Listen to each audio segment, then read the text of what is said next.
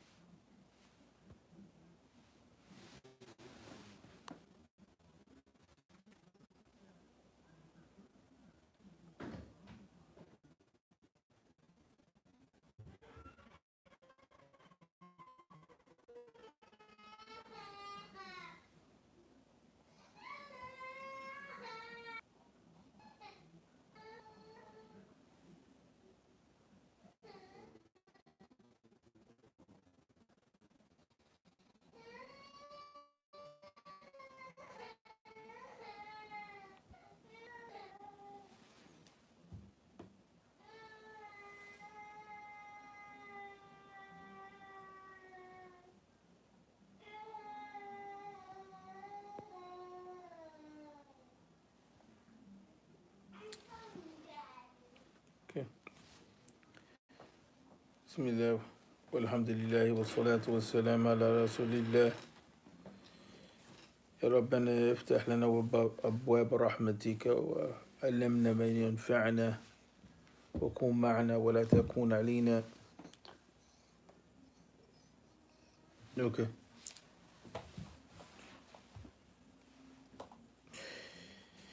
ونعوذ بك من شرور أنفسنا ومن سيئات أعمالنا ونصلي ونسلم على النبي الكريم. So in this session, as we mentioned before, given the time constraints, what we want to do is just like read through the book. Is going to be a little bit boring.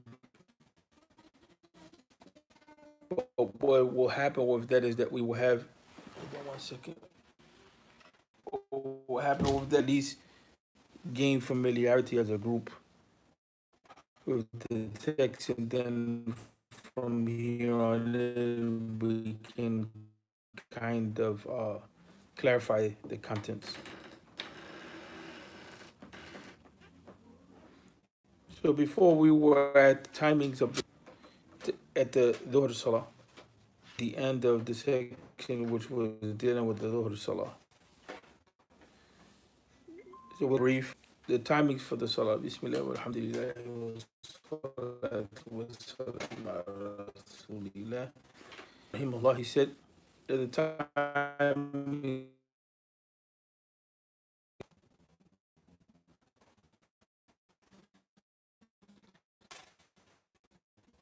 he said the timing for the Salah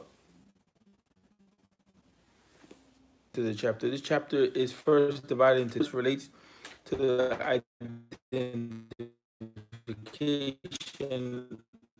of the time, to the time which is extended. Then the second set timings of those feet. Walaikum salam. The obligatory daily prayer time. The basis for this topic, meaning the evidence or the dalil, the asl, is the words of the exalted: worship at fixed times, as you have been enjoyed at, it has been enjoyed upon the believers. Or worship at fixed hours has been established upon the believers. And this is an ayah from the Quran that is translated. The Muslim prayers have 5 determined periods.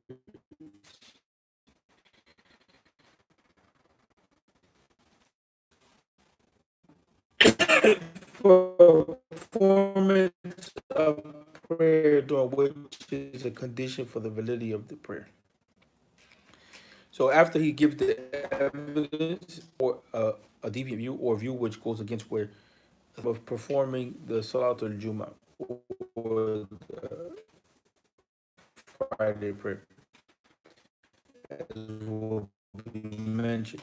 The time prayer, which is of the already, they decided the Dhuhr on 2 points: the end of its extended timing, and the time that it is preferable for it. Imam Malik and Imam Shafi'i and Abu Dawud and Abu and Imam Dawud al-Dhahri. All at the end is when the shadow is equal to its length. Imam Abu Hanifa on the other, he says what? He says that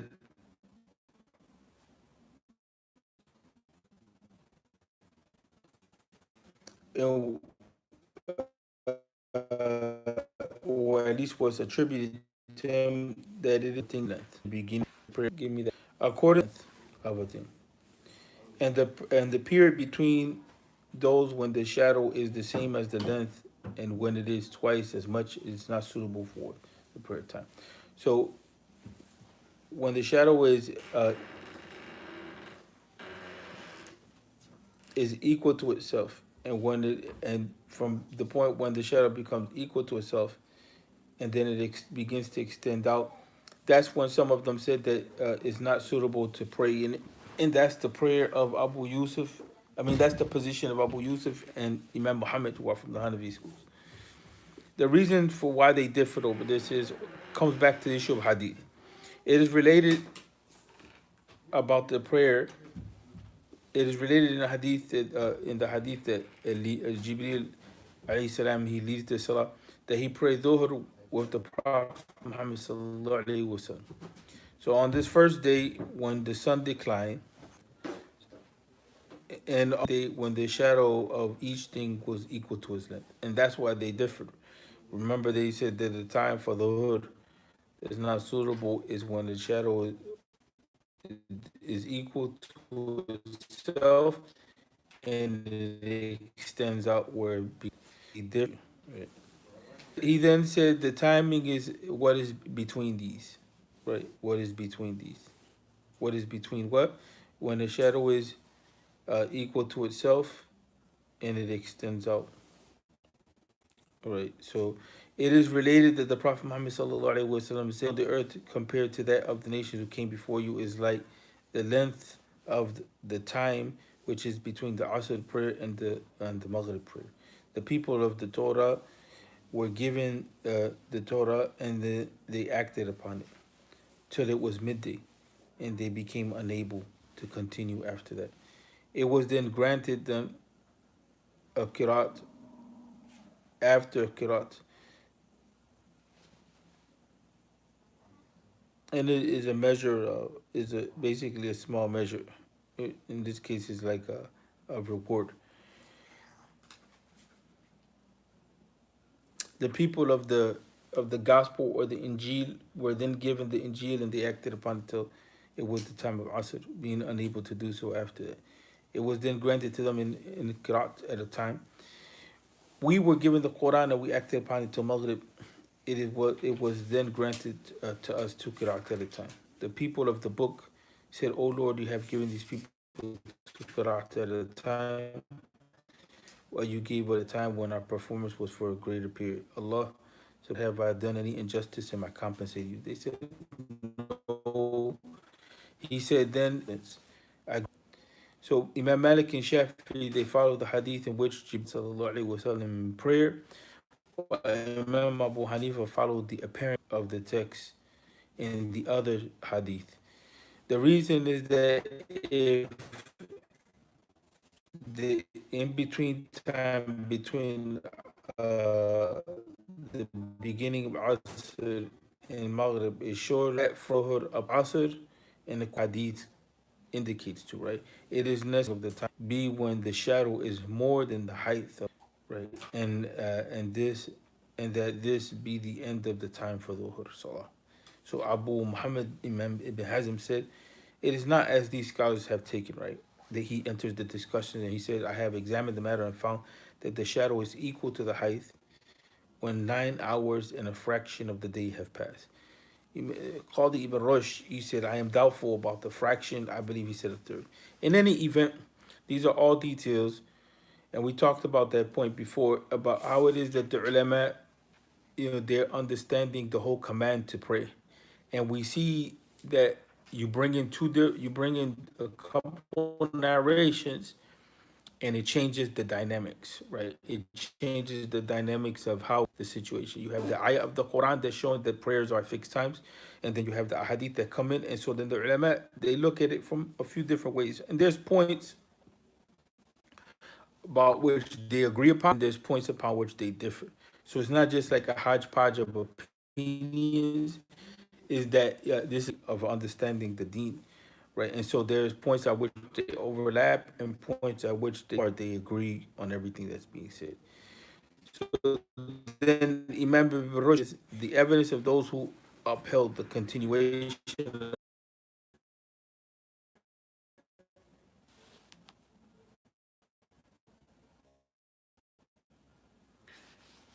Sorry about the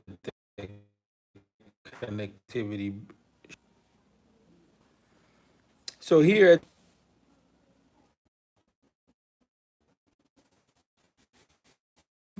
the argument that is being made that at the beginning you can pray within that period of time.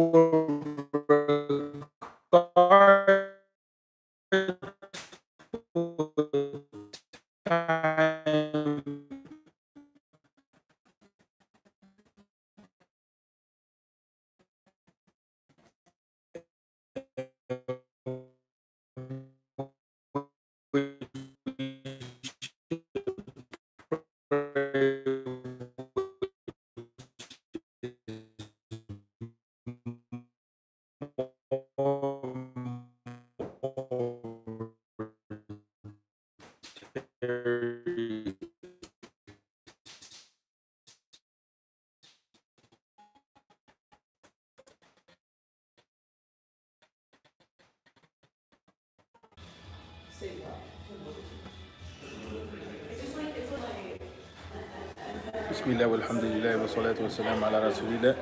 I had to come into a public setting given the fact that the connectivity was so bad.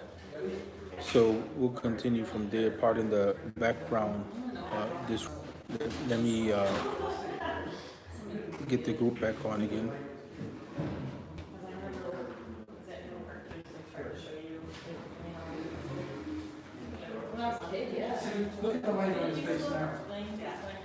So again, I pardon for the external noise, but I had to come into a public setting because the connectivity was unbearable, and it was disrupting the session. So here we come to a point in which we're talking about the preferable times and the extended times in the Salat.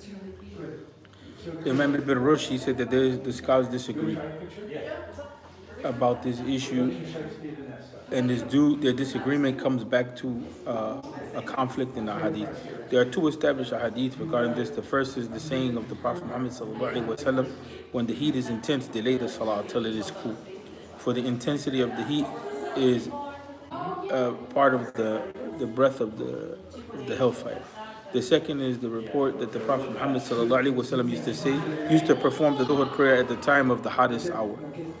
So the hadith of Khabbab, which is related to Sahih Muslim, contains the words, "They complained to him about the heat of Ramadan, and he did not heed their complaint." And so that group that said that you don't delay the salah regardless of the weather, they come back to that portion or that text. It is recorded by Imam Muslim. Zuhair, the one who narrated the hadith, said that he asked his Sheikh Abu Ishaq about it. Is it about Dhuhr?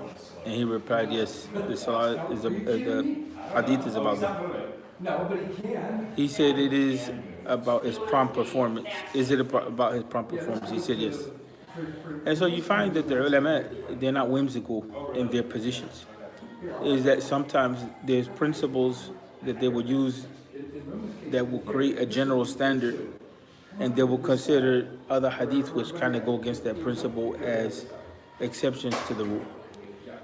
And then other scholars, what they do is they try to integrate the different conflicting narrations. A group of scholars preferred the hadith about delaying the salat till the weather is cool or the sun is cool, as it is explicit, meaning that the text is clear. And it is used to, and then what they did is that they interpreted the other hadith so that it can conform to this hadith. So they used that as the primary text. And so they allow for the delaying of the salah. Another group of scholars, they prefer the later traditions because they're general. And they give us a general application of the words of the Prophet Muhammad sallallahu alaihi wasallam. When he was asked the question, what are the best acts? He replied, prayer at the first appointed time. So that's how they're integrating a number of different hadith. That's why we say that methodology is important. Because we see that even here, the ulama, they differ and they're using principles, right? But what about the average person that's reading and can't really have a comprehension as to how to integrate the different hadith? So this hadith is agreed upon by Bukhari and Muslim. However, there's a part in it which has been added. There's the body, the core of the hadith is agreed upon. And then because there's different narrations of the same hadith, you find that there's a difference between them. In one narration, you find an addition, and the addition is at the prayer at the first appointed time. So some of the ulama, they differ over that. So the core of the hadith is found in Bukhari Muslim, and then there's an addition to that core hadith, meaning that there's the same hadith but it has extra words to it, so that those extra words, the scholars differ as to whether they're sound or not. So that's why some of them accepted it, some of them didn't. Though the ulama, they differed upon the Asr Salah as far as the time is concerned, and they come back to 2 points. The first is about the about the merging of his first timing with the end of the timing of the Dhuhr, whether they have a connected time. The second is about the ending of Asr. When does Asr end? I guess in my mind, I'm thinking the Zoom is for... The scholars, they disagreed about the Asr Salah, and there's 2 points on which they differ. The first point is about the merging of the time of the first time of Asr with the end time of Dhuhr. The second is about when exactly does Asr end, with respect to the first point, which is the merging of the times, right? Which is that the first time of Asr is connected to the last part of Dhuhr. Imam Malik, Imam Shafi, Imam Dawood, al-Zahiri, and a group of other scholars agree that the beginning of the time of Dhuhr is in fact when the end of the period of Dhuhr begins. By wide angle, you mean? And this occurs when the shadow of a thing becomes equal to its height. Imam Malik, on the other hand, maintained that the last portion of the period of Dhuhr and the first portion of the period of Dhuhr, of Asr, is a time in which is an overlap time, a stretch of time sufficient for 4 ordinary rakats. So the beginning time of Asr, when Asr first comes in, that time period, if you can perform the 4 rakat and within that time period, then that's the shared time between Dhuhr and Asr. If you delay the salat to that time, in the madhab of Malik, is considered sinful, but it's still considered what? As having been prayed, not a make-up prayer. So because there's a common time for the both of the prayers. According to Imam Shafi'i in Abu Dawud and Imam Dawood, the end of the period for Dhuhr is the point of time at which the timing for Asr begins. And is an indivisible moment. So Imam Malik, he says that there's an overlap time. In the other schools, the time comes to an end. Right, the time of Dhuhr, once it comes to an end, the time for Asr begins. That's what I mean by the time comes to an end. And in the thinking of Malik, there's an overlap between the two. Imam Abu Hanifa, as we have said, maintained that the first timing for Asr is when the shadow of a thing is twice its length. Right. And the reason for his disagreement with them over this we already covered it. So you see how the issues overlap in fiqh. You start off in one area of fiqh, there's a discussion on a series of topics, and then the information from that discussion will carry over into other areas. And that's why fiqh is important, that we see the interrelationship between things. Just like someone wouldn't think that the book of tahara or purification has to do with not only when to pray the salah, but also even the issue of talaq. You know, is a talaq valid or not valid? And it also overlaps with the issue of hajj. Can a woman perform all the acts of hajj, during the time of menstruation, right? It also, overlaps with the issue of the issue of ghusl, when the issue of wudu and the issue of ghusl all come in the section of purification. So purification is not just about wudu, but it's also about ghusl, is also about marriage, is also about salah. So you find that there's a lot of different things, a lot of different topics which are interconnected with one another. So each section of fiqh clarifies another section of fiqh for the most part. Imam Malik, rahimahullah, he had a disagreement with Imam Shafi'i and with those who adopted the same opinion as Imam Shafi'i on this issue. And the difference is based on the conflict that we begin to see between the hadith of Jibreel with the tradition of Abdullah ibn Umar. And here when we talk about the hadith of Jibreel, we're talking about the hadith in which Jibreel prayed the salah. He led the salah. In the prayer led by Jibreel, it is stated that he prayed Dhuhr with the Prophet Muhammad sallallahu alaihi wasallam on the second day, at a time at which he had prayed Asr on the first day. Right? And so that's why Imam Malik saw the overlap. The tradition of Abdullah ibn Umar is that the Prophet ﷺ said the timing of Dhuhr continues as long as the time of Asr has not begun. So in this hadith, it indicates that there is no overlap. And so Imam Shafi'i and others took that position. This has been recorded by Muslim. So those who preferred the hadith of Jibreel in which he did the salah, they deemed the timing as merged. While those who preferred the tradition of Abdullah ibn Umar, they did not consider that there's an overlap time. In the case of the hadith of Jibreel, we said this is the hadith in which Jibreel is leading the salah. It is possible to interpret it in such a way that would agree with the tradition of Abdullah. So now we're talking about the issue of how do we reconcile between the different narrations, although they appear to differ with one another. And so he says it is possible to interpret it in such a way that would agree with the hadith of Abdullah. For it is likely that the narrator of the tradition of Jibreel overemphasized the fact due to the proximity of the timings. Why? Because the ahadith, many of them, are narrated by meaning, and there's no harm in that.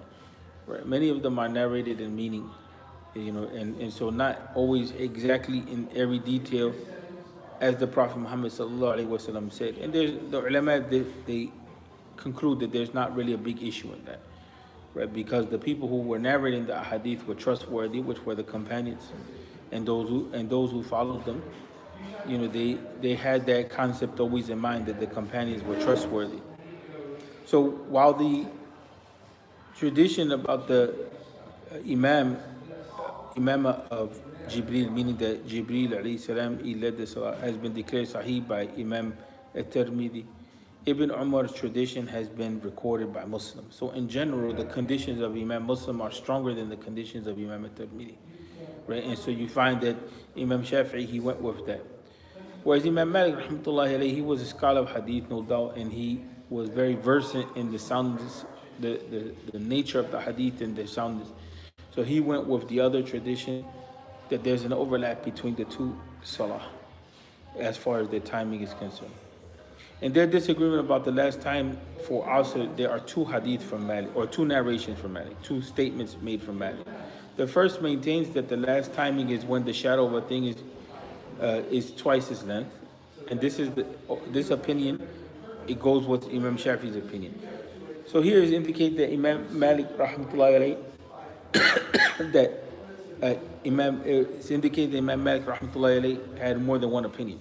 So one opinion which agrees with Shafi'i And the second narration that maintains that the last timings continue as long as the sun has not turned yellow. And so now we're seeing the overlap. We're talking about the relationship between the time of Asr to the time, now going into the time of Maghrib. So this is also Imam Ahmed's position. And the Zahiri school said that the timing ends just one rak'ah before the sunset. So the timing for Asr in the Zahiri school, it ends if you measure the time that it takes to pray one rak'ah. So right before the time of Maghrib, that space of one rak'ah, for the Zahiri school, the time for Asr ends. Because you can get his nose perfectly sharp, but your nose wasn't. And their disagreement about the last timing for Asr, there are two narrations from Malik. The first maintains that the last time is when the shadow of each thing is twice its height. Right. And this is also the position of Imam Shafi. The second narration maintains that the last time continues as long as the sun has not turned yellow. In other words, as long as the sun hasn't gone into that phase of setting.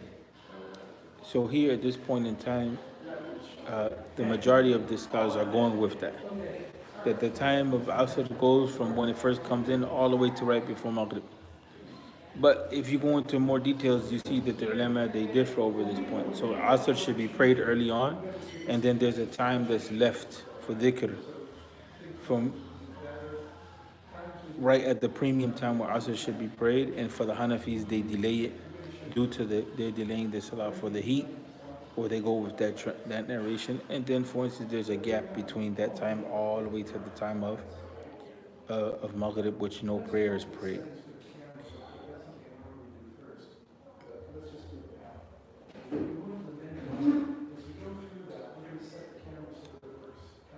So that's those who say that they have that preferred time at the beginning. And then those who say that the time for Asr, it begins when Dhuhr goes out, and then it ends right at the time when Maghrib comes in. They allow for the Salat to be prayed at any time during that time. So the reason that they disagree is based on the existence of three hadiths.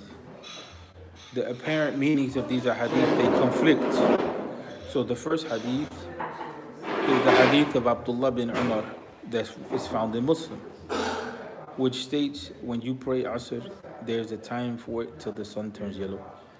Some of the versions say the time for Asr prevails till the sun turns yellow. The second is the tradition of Ibn Abbas. Bottom line is that her foundation in algebra is weak. The teacher glazed over this stuff because she. The tradition of Ibn Abbas, which speaks about Jibreel alayhi salam leading the salah, which states that he prayed Asr with him on the second day when the shadow of each thing was twice his height. The third is the widely known hadith of Abu Hurairah.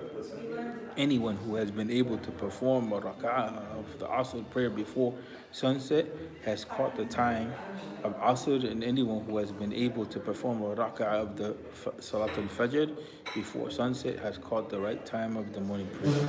So that's where basically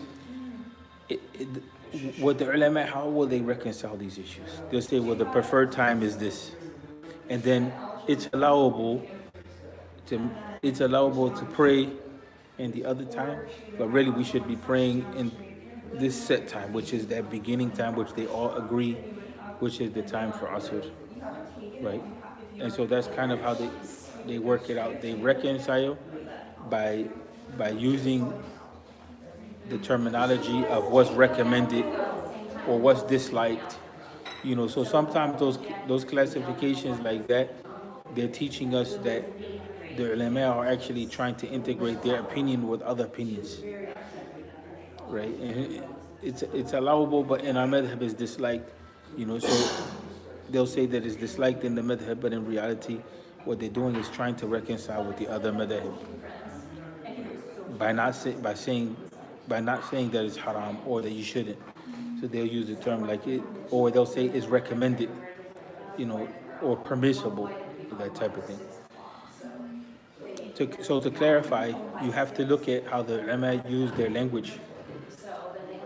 because what you'll see is that the ulama and using certain types of language, The whole idea that they're trying to reconcile with other positions, because there's a principle in fiqh that because I coming to a common ground, when it happens, is preferable. In khuruj min al-khilaf mustahab, right? That basically reconciling or coming to a common ground is that which is desirable. down in the villages in Florida, So those who prefer the tradition or the hadith of the in which Jibril is the imam, they said that it was permissible to pray breaks down, they'll come out for free, all the way to the time. cards, they'll charge you the parts. Hold on a second. Those who prefer the tradition of of Jibril leading Salat deem the last permissible timing to be the time when the shadow of a thing is twice its height. While those who prefer Ibn Umar's hadith deem the final permissible time to be when the sun turns yellow. Those who decided to prefer the tradition of Abu Hurairah or the hadith of Abu Hurairah said that the timing for Asr continues to the time when the rak'ah is left prior to sunset. So, and he says that these last are the Zahiri ulama, as have been stated. The majority adopted the method of reconciliation between the tradition of Abu Hurairah on the one hand and the tradition of Ibn Umar and the tradition of Ibn Abbas, as they clearly oppose the other two, while the two traditions of Ibn Abbas and Ibn Umar state proximate limits.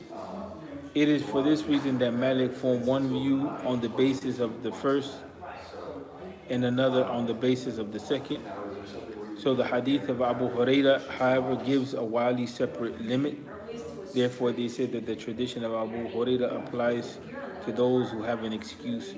In other words, we should pray the salah in the beginning time, Salat al-Asr, when it is deemed to be prayed, and we should be careful to stay away when the sun turns yellow.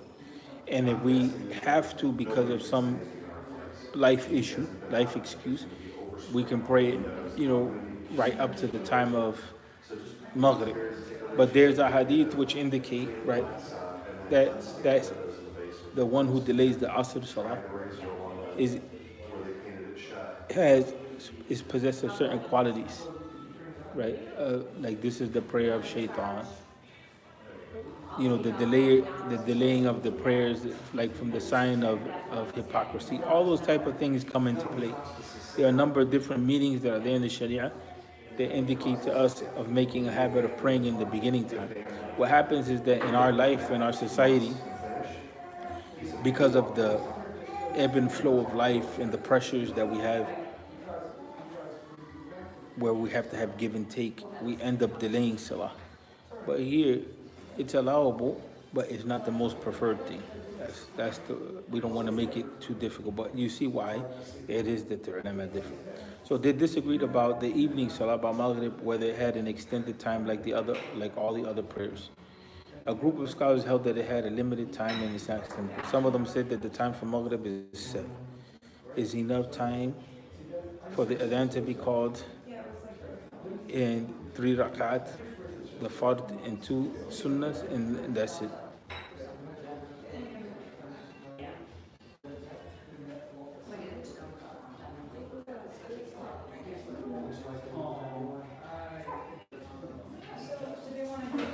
But we shouldn't pray any prayer when the sun turns orange, right? Like the prayer before Maghrib. That's in the time of the time of Asr. That's regarding the Sunan. That the Sunan shouldn't be prayed during that time, right? And that's the general concept that the Sunan, there should be no Salah after the time of Asr. And we determined kind of when the beginning time was. The ulama, they started to say that generally the end time is when the sun becomes orange. But it's permissible to pray all the way up to the time of Maghrib. But what shouldn't be prayed are the Sunan Salah. There's no Sunnah after Asr, right? And that's the general position. You're going to find some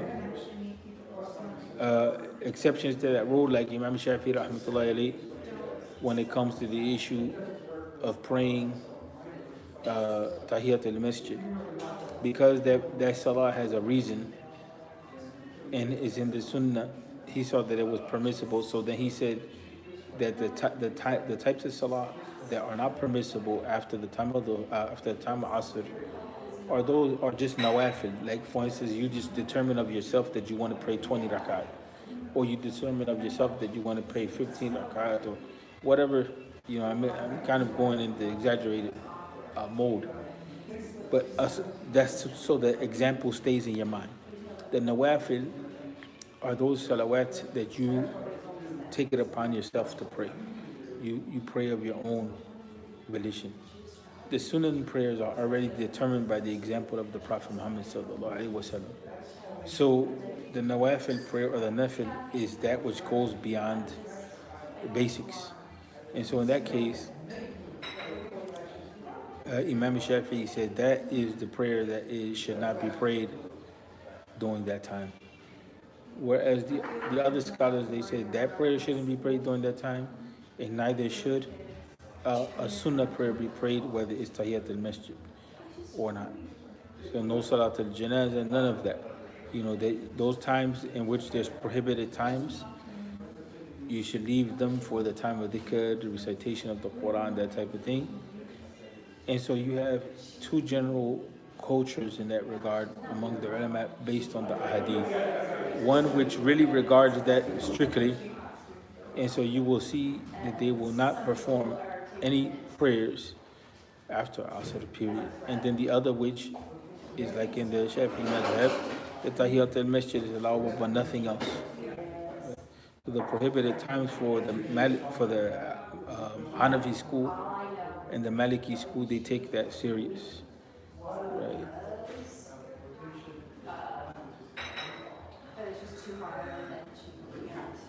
So they disagreed about the time of Maghrib, whether it had an extended time like the other prayers. A group of jurists held. Is that clear or not? I don't know if that was clear. You have to let me know if it's clear.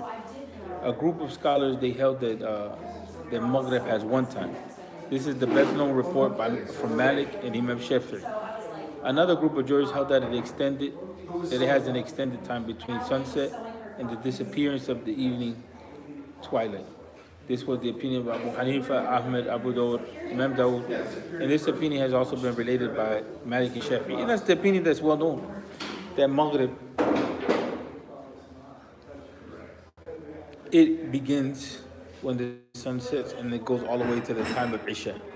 The other opinion is like in this context, that Maghrib is to be prayed all the way at the beginning of the prayer time. That will imply something. What does that imply? That implies that Salat al-Isha could be prayed right after. And that has been a point of contention among some of the ulama, because that works especially in places. Yes. Right. Yep. There's no doubt. The lesson that we take from here, in a general sense, what can we take? Because there's a lot of different opinions. Is that we should try to strive to pray the Salah in its beginning time. And if we can't, we know that we have an extended time. That's the basic lesson that you get from the whole thing.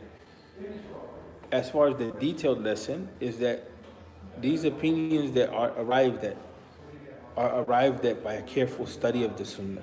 Right? That's what I just said is in response to the question that Aliyah, or the statement that she just made. May Allah bless her and all of us. The time for Maghrib, the ulama, the majority opinion is as we know it, that the time of Maghrib begins when the sun sets and it extends all the way to the time of Isha. The other position is that the time of Maghrib, which should be prayed, and is like what was presented here, is the time period in which you can make 3 rak'ats and the 2 rak'at sunnah, and that's it. Some of the ulama, they looked at that as just to designate when the time for Maghrib is preferred. There was a minority group that indicated that is the time for Maghrib, that there's an overlap between Maghrib and Isha. So Maghrib should be prayed then, and then once that time finishes, Isha continues. That type of discussion began to open up conversations in those places in which the fasting day is extremely long. Of when can Salat Isha begin? Because the gap between Isha, the gap between Maghrib and Isha is about an hour, 15 minutes roughly. And so, that being the case, if you were able to pray Isha earlier on, it gives the people more time during Ramadan, especially, uh, to do tarawih and to sleep and so on and so forth. So that has been a point of investigation. So these points of differences, sometimes they open up to investigate those types of issues as a way to solve or address what people are going through in terms of hardship. And others, they just, for others, they leave the situation as is and there's no problem. Right? And so, in any event, the ulama, they differed about the evening prayer, about the time for Maghrib, whether it had an extended time like all the other prayers. A group of scholars held that it has a limited time, that it doesn't extend outside of that time. And this is the best known report from Malik and Shafi'i. Another group of jurists held that it is an extended time between the sunset and the disappearance of the evening twilight. So it goes all the way to the time of Isha. This was the opinion of Abu Hanifa, Ahmed, Abu Dawud, Imam Dawood, and also was related from Malik and Shafi'i. So that's the majority position. The reason for their disagreement over this arises from the hadith that seem to conflict with each other. The hadith of the Imam of Jibreel alayhi salam, with the hadith of Abdullah ibn Umar. The tradition about the Jibreel leading the Salah states that he offered the Maghrib prayer at the same time as sunset on both days, right? And so in that case, the time for Maghrib was set, because in both narrations, in the narration of Jibreel and the narration of the Imam or Jibreel leading the Salah, and the narration of Abdullah ibn Umar, the time for Maghrib is one. I'm sorry, the time for forgive me. Today I'm a little tired. So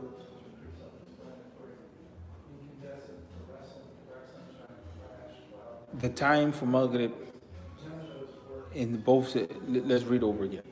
They disagreed about the time for Maghrib, whether it has an extended time like all other prayers. A group of jurists held that it has a limited time, that is not extendable. So it has a set time, shouldn't be prayed outside. This is the best known report from Malik and Shafi. And another group of jurists held that it has an extended time between sunset and the disappearance of the evening twilight, and that's the position of the majority of the ulama, Malik and Shafi included that. The reason why they differed is because there's a conflict that arises between the tradition in which Jibreel leads the Salah and the tradition of Abdullah ibn Umar. The tradition about which Jibreel leads the Salah states that he offered the Maghrib prayer at the same time on both days. So the time is set. That's what I was trying to get at before, but I wasn't clear. While the tradition of Abdullah ibn Umar says it is time for the Maghrib Salah till the disappearance of the Shafaq. So those who preferred, that's the evening twilight, those who preferred the tradition in which Jibreel led the Salah, they determine a single time for it. It's single time and is limited. It doesn't extend out. While those who preferred the tradition of Abdullah bin Umar determine an extended time for it. And that's what we practice now, right? What's known to be practiced among the Muslims. The tradition of Abdullah has been recorded by Imam Muslim, while the tradition of the hadith in which Jibreel leads the Salah has not been recorded by either Bukhari or Muslim. So you see that the ulama look at two things when it comes to hadith. The clarity of meaning. Is it open to one meaning only, or is it open to multiple meanings? The second thing that they look at is the strength of the hadith. And so, just by virtue of where the hadith is found, without more investigation, a hadith which is found in Bukhari Muslim is going to be stronger than a hadith that's found by Tirmidhi, unless it's of the same weight. But in any event, the ulama, they look at the narrations. one by one, and they determine the strengths. But in saying what I'm saying is so that we take away the principle that when a hadith seem to contradict each other, is it just an issue that they contradict each other and the sunnah is confusing? No, it's not an issue that the sunnah is confusing. Is that sometimes the hadith, remember that the hadith are recording life situations, real historical situations. And so there's different angles that are recorded. And there's no harm in that because it gives us different insights. We're the only ummah that has a detailed insight as to how his prophet lived from two angles. One, from the angle of the whole life story of the Prophet Muhammad, which is the seerah, and two, from all the ahadith that have been related about various and varying events. So we get different insights. We get different insights in that regard. And so some ahadith are clear, and some ahadith are general, some ahadith are specific, some ahadith they need to be reconciled, some ahadith are maybe a little more weaker than other hadith. So the clarity of language and strength of the hadith are two of the things that are looked at when the hadith seem to contradict each other. And we look at the strength of the hadith and the clarity of the language of the hadith to see how to reconcile between them.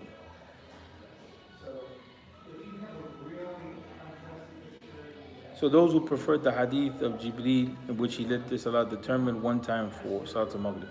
Those who prefer the tradition of Abdullah bin Umar determined an extended time for it. The tradition of Abdullah bin Umar is recorded by Muslim, while the tradition of Jibreel leading the Salat has not been recorded by either Bukhari or Muslim. That is the tradition of Ibn Abbas, which says that he led the prayer for the Prophet Muhammad ﷺ in 10 prayers that explained the prayer timings and then said the time is between these two.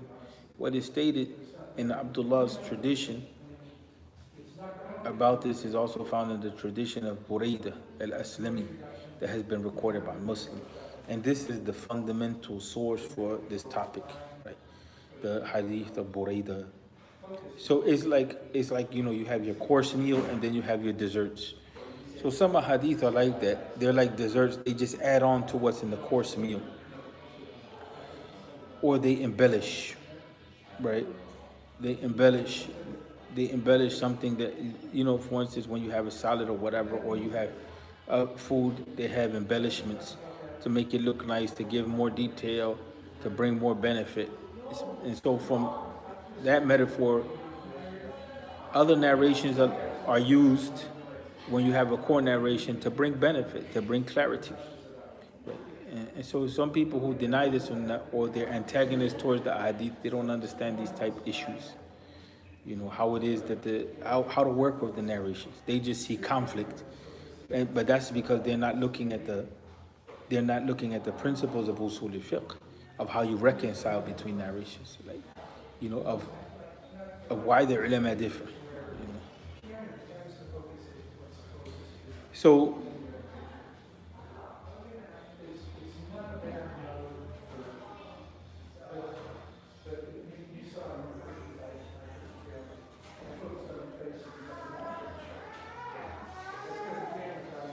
the tradition of Buraydah, right? It overlaps with what's found in the tradition of Abdullah bin Umar. He said what is stated in Abdullah's tradition about this is also found in the tradition of Buraydah al-Aslami that has been recorded by Muslim and is the fundamental source of this topic. So although the tradition in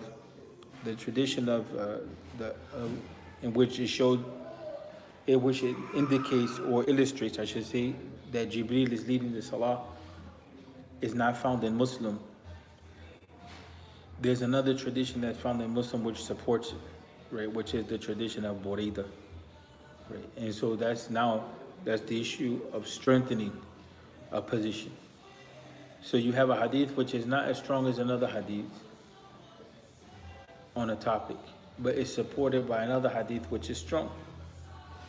And so that gives weight to the position. You understand the concept?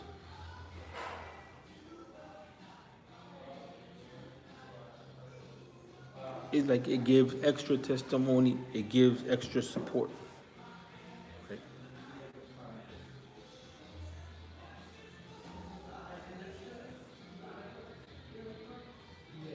So you have three narrations. You have the narration. Okay, let's go over it again. You have the tradition of Abdullah bin Umar. This tradition has been recorded by Muslims. Sorry about that. Then you have the tradition of in which Jibreel is leading Salah. This has not been recorded by Bukhari and Muslim. That's the tradition of Ibn Abbas. So the tradition of Ibn Abbas is the one which is talking about Jibreel leading the Salah. We have two traditions here. One tradition from Abdullah bin Umar, one tradition from Ibn Abbas. The hadith is from Abdullah bin Umar is the hadith which is found in Muslim, right? And then you have the hadith of Ibn Abbas, which is showing that Jibreel led the Salah. And so that's not recorded by Bukhari and Muslim. In this hadith, it says that he led the prayer for the Prophet Muhammad ﷺ in 10 salawat, or 10 prayers. That explained the prayer timings. That hadith, that scenario gave us insight into the prayer timings. And then said, within that narration, the time is in between these two, right? With regard to Maghrib. So what is stated in the tradition of Abdullah, right, is also found in the tradition of Buraidah, right? And is a fundamental source for this topic. And I'm sorry because I didn't clarify that properly, and so that's why they gave weight to that over the other tradition. The hadith of Jibreel that we're talking about here. Hold on 1 second.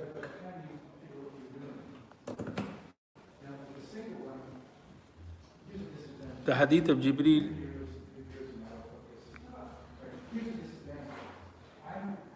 I believe is mentioned by Tirmidhi.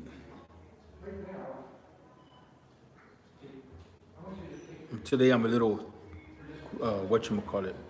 slow. Because I ended up taking a nap and it kind of threw me off. So, and this happens when reading. That's why reading by yourself is good, but it's not like reading in a group. And even teachers, even teachers make mistakes. Sometimes one of the things about reading these classical books is that they require multiple readings to be clear. That's why I'm a little anxious to just rush through it, but in trying to, meet everybody's needs, right? I'm trying to push it a little bit. But that's why sometimes that's what you find in a class. I'll just read one section over and over again, just trying to decode the meaning. That's to teach the students that that's what it takes to really decode the meaning.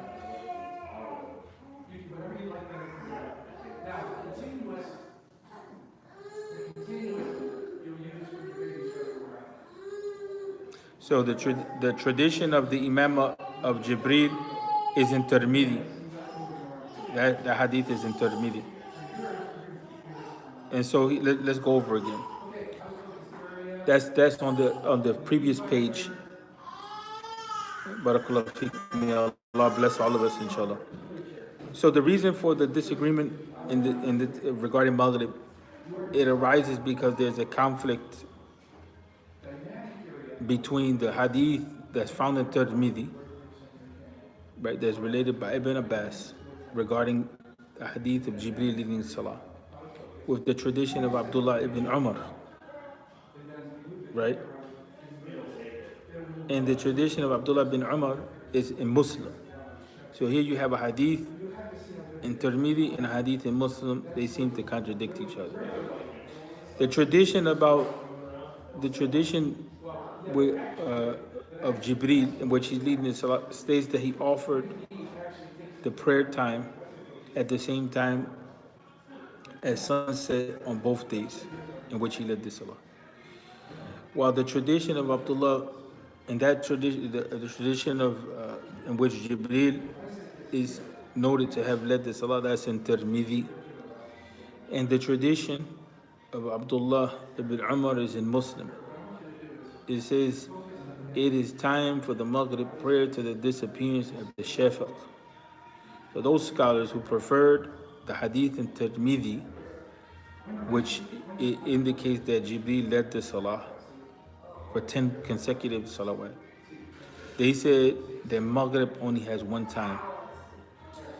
Those who went with what's in Sahih Muslim, they said that the time for Maghrib extends out, basically to the time of Isha. So the hadith of Abdullah bin Umar, which is found in Muslim. So the tradition of Abdullah bin Umar has been recorded by Muslim, while the hadith of the Imam of Jibreel has not been recorded by Bukhari or Muslim. Imam ibn Rushd, he's noting that because he wants you to learn why the ulama differ. He wants you to look at a number of different things, not only the language of the hadith, but he also wants you to look at the strength of the ahadith. Right? And so that's why he points that out, to give you just like a basic insight that, hold on a second, this hadith here is related by Bukhari and Muslim. Right? This hadith here is not related by Bukhari and Muslim. This hadith here is related by Tirmidhi. Right? So we know what sources they are, and then he goes down, then he'll tell you this hadith is stronger or this hadith is weaker, that type of thing. He doesn't always do that, but he does that enough for the student to learn that process. That's what we're looking for. When the hadith, they contradict each other, we're seeing what hadith is strong, what hadith is weak. Because if one hadith is strong, one hadith is weak, there's no contradiction. The contradiction comes when the ahadith are equal to each other. When you have two sahih hadith, you can act upon both of them. The language is clear among both of them. That's when real contradiction takes place. Everything else is apparent contradiction. So apparent contradiction, what happens when there's an apparent contradiction is we reconcile between the narration. So if you have a weak hadith and a strong hadith, and the weak hadith is not too weak or it can be strengthened, we see how we can reconcile between them. If one hadith is general, the other one is specific, we reconcile between them. If one hadith is clear, is a nas, and the other one is open to interpretation, we reconcile between the hadith. So those who don't understand these types of principles, they're going to look at the ahadith and they're going to say the ahadith are just a bunch of hodgepodge opinions. They're conflicting, right? They're not trustworthy, and that's because they don't have principles. But if you have principles of how to research, principles of how to deal with the textual evidences, then it's easy for you to reconcile between them. And so let's finish this section. So the tradition of Abdullah has been recorded in Muslim, while the tradition of the Imam of Jibreel is recorded in Tirmidhi, as we noted from before. But that hasn't been recorded by either Bukhari or Muslim.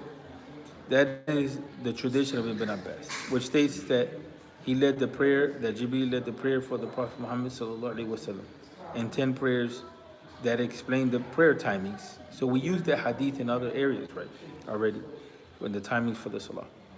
And in that hadith it says, and then Jibreel said the time in between these two. So what is stated in the tradition of Abdullah, which is found in Muslim about this, is also found in another hadith in Muslim, which is the hadith of Burayd al-Aslami. And that hadith is the core hadith which is used to deal with these issues. So the scholars said that the hadith of Burayd is preferable, as it is a later tradition belonging to the era of Medina, and it was a response to a question about the timings of the salah, while the tradition of Jibreel belongs to the initial stipulation of the duty of the prayer. In other words, there's a concept here which abrogates what came before. So the hadith that comes later takes precedence. And so some scholars, that's the route that they took. That the hadith which came later, which is the hadith of Buraidah, and it was related in Medina, that's why it's important to know history and the time, who said what also.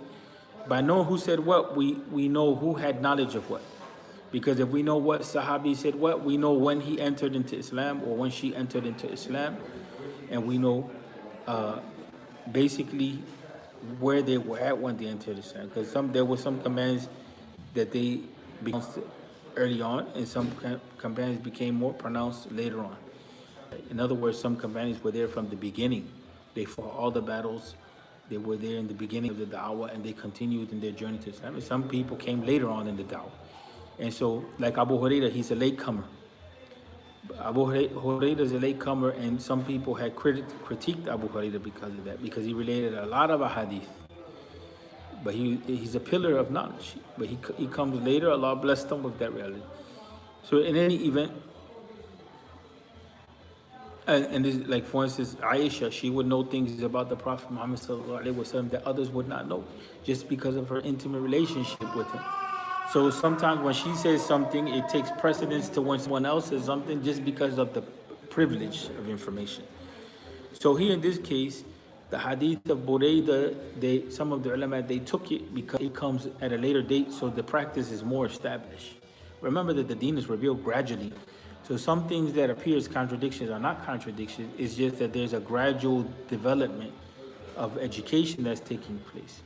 And so Allah is facilitating for the community to come into full maturity. So you have to groom this community into coming into full maturity stage by stage. So here Jibreel, the hadith of Jibreel, it belongs to the early stage, whereas the other one, the hadith of Buraydah, belongs to the later stage. So there, some of the ulama, they take that as giving preference, because it can cancel. Like, we don't act on that narration, we act on this narration. That's not too evident here, but that's the concept of how that works. Right? And so in that case, they eliminate a lot of the difference of opinion by saying we're going with all of these hadith which support each other. The hadith of Abdullah bin Umar and the hadith of Buraydah, and you find that this is this practice is more supportable, that type of idea, based on the fact that ultimately the hadith of Buraydah is also used as the axis for this knowledge, meaning the ulama, they revolve around it when they want to deal with this topic. This is what they depend upon, and also it came later. It came at a time in which the commands of Islam were already coming to completion. They were coming to completion. So they disagree, the scholars disagree. Is that clear or no?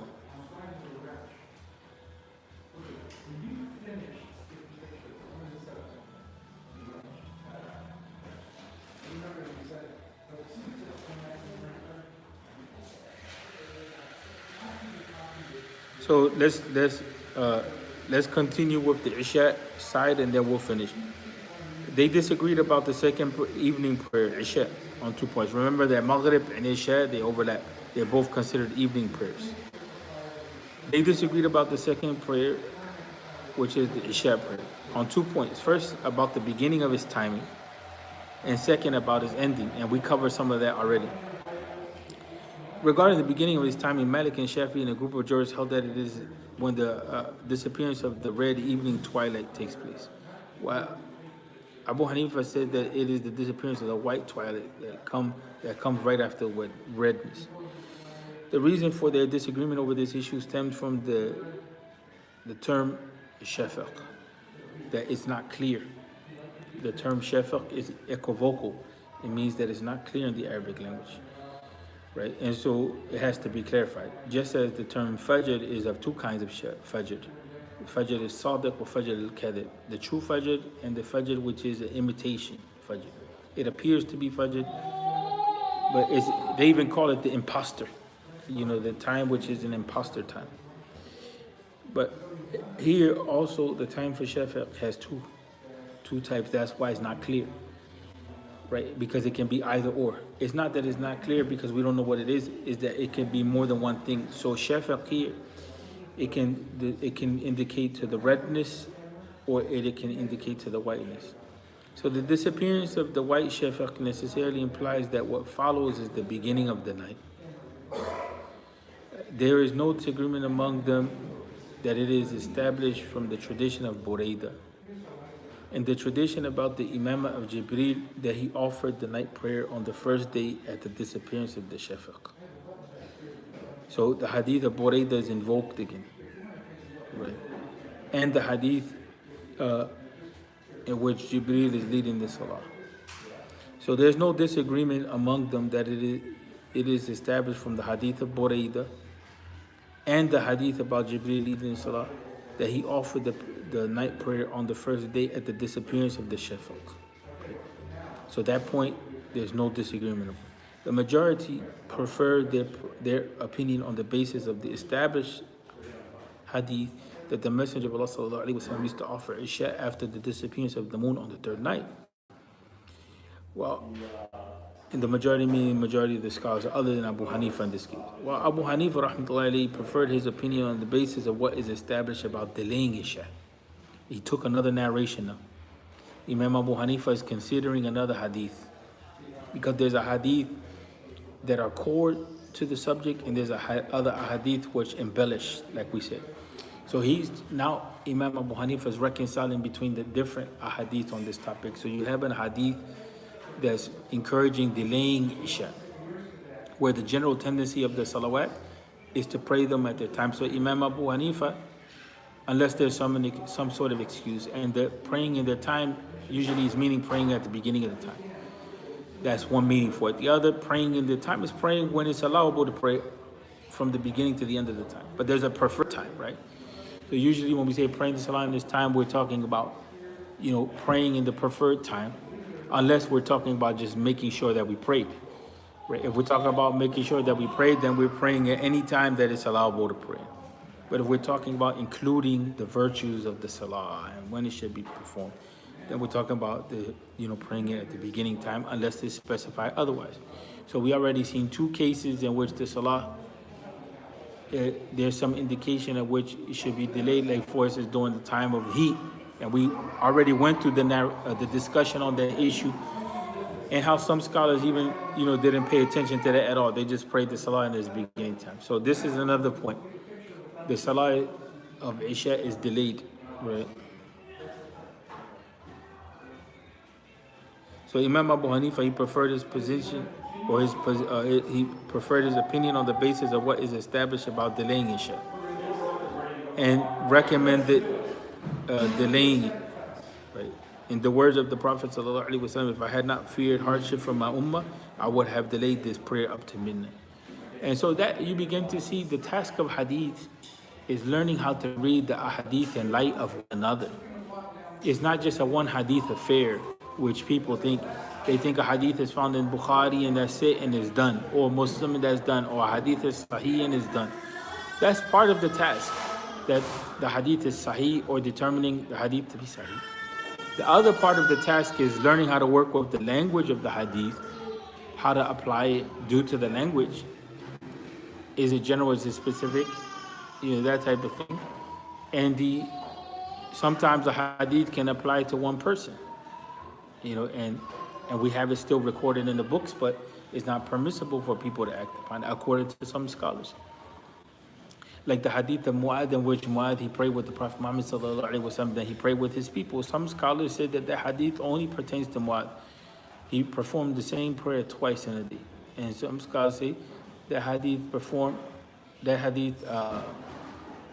only pertains to Mu'adh. Other scholars said no, Mu'adh didn't pray the same prayer twice. What he did was that he prayed with the Prophet Muhammad sallallahu alaihi wasallam, then he led his people. So so that is an indication that you can pray fard and nafil in the same prayer, because the people of Mu'adh, they follow Mu'adh, and the people of Mu'adh, when they were praying one prayer, which was the fard prayer, Mu'adh ended up praying the prayer in the sunnah form. Right? So he led, and so you can mix intentions. No. That's messy. The people should have the same intention, the nafil intention or the sunnah intention. So they said because of that, this particular action only pertains to Mu'adh bin Jabal specifically. So that's an example of how we have to determine, the, what's going on in the hadith. And what we are learning here is that, the hadith are read in light of each other, right? Because we're trying to follow the sunnah, right? Not just one hadith. We're trying to follow the sunnah as a whole. So if we're trying to follow the sunnah on particular issues, we're trying to take guidance from the sunnah on particular issues. That requires of us to learn how to work with the different narrations.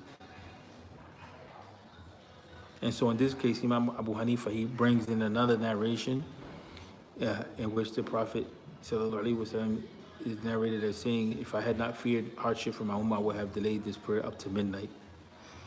They disagreed over the end of his latest timing in three opinions. The end timing of Isha, they disagree. The first is that it is the first third of the night, and that the night begins from Maghrib. And the second is that it is at midnight. Why? Because at that time at midnight, that's when we should be praying tahajjud, or the late night prayer. Right. And third, that it is up to sunrise. Meaning that from the time when Isha comes in all the way up to Fajr, it is allowable to pray. And so again, how we reconcile between these positions is we say that there's preferences. It's preferred to pray Isha earlier on, you delay some for the Jama'ah, and then you should give yourself time. You should try not to pray, you should try not to extend it out to midnight or beyond midnight, because that's the time for other prayers.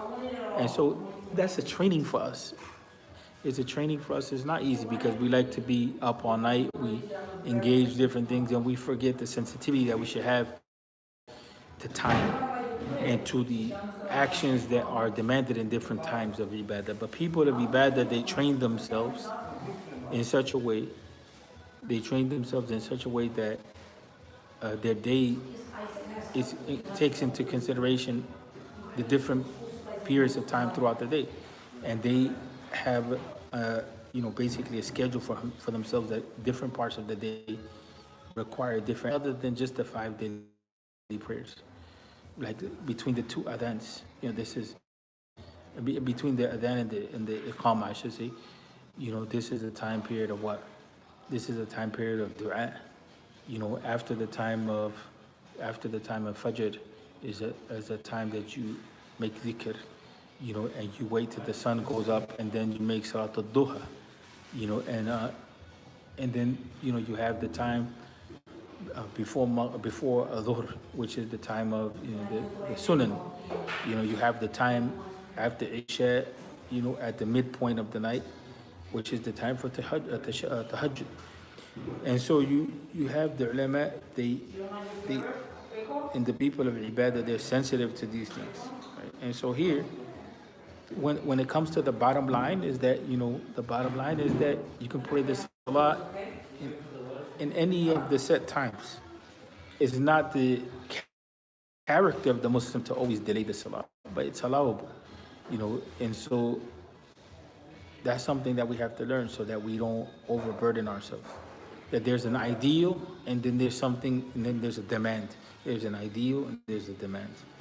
So the ideal is that we pray salah in those beginning times, and we pray them in jama'ah, and we pray them with fresh wudu, and we pray them focused. And then what is demanded of us at the bottom line is that we get the salah done, that we pray the salah.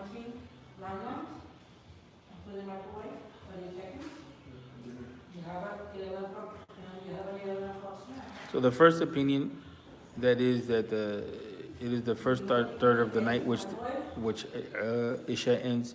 This is held by Shafi'i and Abu Hanifa, and it's a widely known position of Imam Malik. So the general tendency of the scholars is that. A second report from Malik is also related, which holds that midnight is the end point, and view is that of Abu Dawud, or I'm not Abu Dawud, Imam Dawud. So the reason for the disagreement over this, let's repeat it again. They disagreed over the end of Isha, the end of its latest timing. They went into 3 different schools of thought on this. The first school is that the first third of the night is the end point. The second is that it is midnight. The third is that it's up to sunrise. The reason for the disagreement over this derives from the conflict of traditions. In the hadith of the Imam of Jibreel, it is stated that he prayed with the Prophet ﷺ on the second day and at the end of the first third of the night. In the tradition of Anas, which is now we're adding another hadith into the mix, we weren't dealing with the hadith of Anas before. In the tradition of Anas, he says that the Prophet ﷺ delayed Isha till midnight. So some of those who took that position, they followed hadith. This has been recorded by Bukhari. It is also reported in the tradition of Abu Sa'id al-Khudri and that of Abu Hurairah from the Prophet ﷺ that he said, if I did not fear hardship for my ummah, I would have delayed Isha up to midnight. And so all those narrations support that position. Right? In the tradition of Ibn Qatada, it is implied that neglecting sleep is not significant. But what is significant is delaying a prayer till it is time for the next. And again, we come back to that point. That, the issue of delaying the salah, was a concern for the scholars. That's why you find that they're trying to determine when is the appropriate time to pray, when is the end time. Because the early generations, they really didn't get into that with a lot of detail. You find that more among the later scholars, among the tabi'in and after that. But the Sahaba, they didn't get into that too much detail. They kind of abided, by the best practice of the deen. But it became necessary to determine when it is best to pray, because that allows people flexibility in their lives. It allows them to know when their obligations are due. It allows them to know when they have a limited time to act. And so when you look at the way that they reconcile all the different narrations, that's how you come to the conclusions that are in the madhab. The madhab are discussions on how you reconcile between these different narrations and how do you practice the deen. A systematic discussion on how you translate the deen into life. The contention that people have with the madhab is that the madhab are not necessarily using contemporary examples anymore. And so a lot of people, they have contention with that part. But overall, the idea is very good. The idea is something that we need, and the Ummah has pretty much agreed that is an idea that we need. We need systematic discussions that are principled, that teach us how to apply the deen. And that's why the Ummah has accepted the madhab concept. But that doesn't mean that we have to always abide by the madhab, but in general, without them, we would be lost. Right? And you can see there, because these are the discussions that are taking place, right? They're involving the imams of those madhabs, these discussions over the narrations and how to practice. If we eliminate them from the equation, then we're starting at zero, trying to figure out how to reconcile everything, right? So those who base their opinion on the preference of the tradition about the imamah of Jibreel fixed it at the third of the night, while those who prefer the tradition of Anas said that it is the middle of the night, which is the ending, right? The Zahiri school relied upon the tradition of Abu Qatada, saying that it is general and later in time than the tradition of the Imamah of Jibreel, and therefore it abrogates it. Had it not abrogated it, the conflict would have led to dropping the ruling. It is therefore necessary to abide by the prevailing consensus, as they agreed that the time lapses after the coming of the Fajr time, but they disagreed about what is before that. In addition, they related from Ibn Abbas that the time in his view was up to Fajr. So they're going back to the Salaf on this issue as well. Thus, it becomes obligatory that the prevailing ruling about the latest time continue till agreement about its lapsing earlier is found. I believe this is also upheld by Imam Abu Hanifa. I'm dragging a little bit now, so we'll end with that, inshallah, because the next timing prayer, we'll regroup. If there's any questions, shoot them. But I'm dragging a little bit now because we went for over an hour that we've been reading straight with this new resumption. Looks too bland. It needs to be spiced up. Any questions, just shoot them into the group. And then we'll continue from there. The next section is the timing for Fajr. So read that and keep reading all the way through. Keep reading all the way through.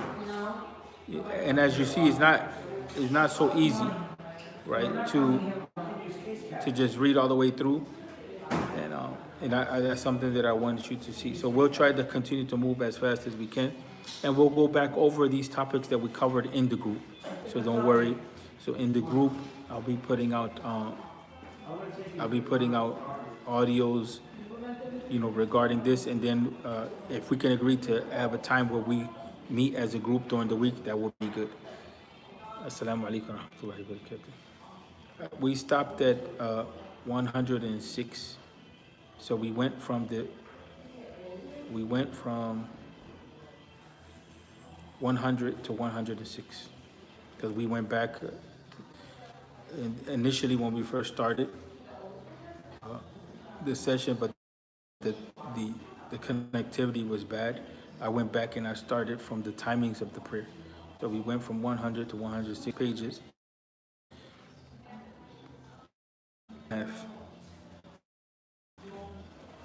Because we didn't the Fajr part. And so and then we can finish the Fajr times, and then we'll be going into new sections. The timing of necessity and excuse. When are we excused to deviate from the normal prayer times?